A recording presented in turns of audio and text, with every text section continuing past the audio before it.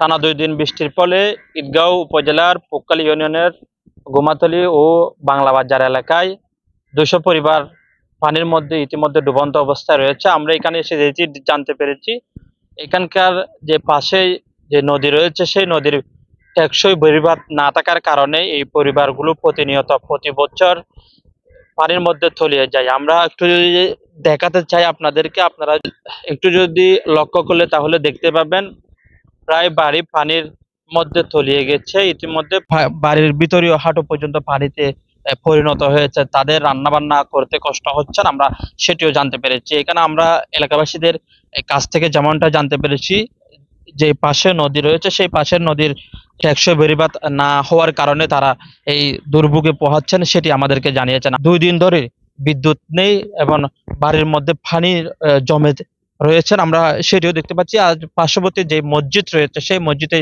জুমার দিনে আজকে তারা নামাজও পড়তে পারেন না, এমনই জানিয়েছেন এই এলাকাবাসীরা। আমরা যদি একটু যারা স্থানীয়রা রয়েছেন তাদের কাছ থেকে আমরা কথা বলবো।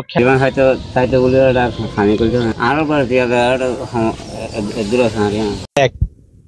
একটা মনে করেন আমাদের এলাকার যদি বাহির থেকে মানে নদীর ধার থেকে একটা যদি বেলিবান হয়, এখানে আর পানি এরকম ভাবে গিয়া হইতে পারবে না। ওই যে মনে করেন এখানে কোনো রান্না বান্না হচ্ছে না, এখন মানুষ চলাচল করতে পারতেছি না, মানে অনেক সমস্যার মধ্যে পড়ে গেছি আমরা, খরানির মধ্যে আছি। এখন কেউ একটা লোক বাড়ি ঘরে নেই, এখন সবাই আশ্রয় কেন্দ্রে চলে গেছে। এখন ডলার জোয়ার এর ফলে আমরা আমাদের এলাকাটা পানির মধ্যে তলিয়ে যায়। দেখেন, এটা হচ্ছে আমাদের মহল্লার খাল আর মহল্লার বেড়িবাঁধ আছে, এটা একেবারে ভেঙে গেছে। এটা যদি আমাদেরকে এটা বেড়িবাঁধটা যদি আমাদের ঠিক করে দেয়, তা আমাদের এলাকাটা রক্ষা হবে। আমরা প্রথমত দাবি করি যে বেড়িবাঁধ, তারপরে যদি সম্ভব হয় রাস্তা পরিষদ, ইউনিয়ন পরিষদ, উপজেলা সরকারি স্বাস্থ্য হইলেও যে কোনো প্রকার আনাতো বেড়িবাঁধের প্রয়োজন।